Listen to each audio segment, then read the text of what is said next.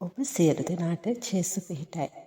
ශුද්ධ බයිබලයේ සඳහන් වෙනවා අයිතිකම් කිරීමේ අභිප්‍රායක් අපේ සිතේ තිබෙනවා නම් ස්වාමීන් වහන්සේ අපේ හඬ නොඅසන බව.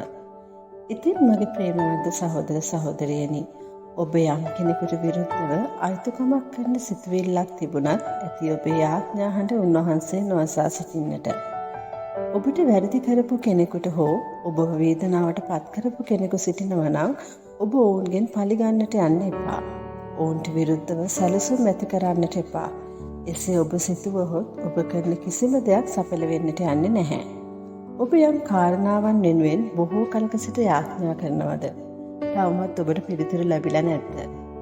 එසේනම් ඔබ කල්පනා කරලා බලන්න. ඔබ යම් කෙනෙකුට විරුද්ධව හෝ කණ්ඩායමකට විරුද්ධව දොස් තබන්නට හෝ ඔවුන්ට සතුරුකම් කරන්නට උත්සාහ කරමින් ඉන්නවද කියලා.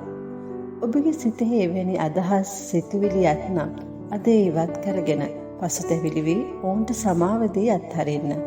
සියල්ල දෙවියන් වහන්සේට බාර දෙන්න. වෛරය, කේන්තිය ඔබේ ජීවිතයට ඇතුල් වෙන්න ඉඩ තබන්න එපා.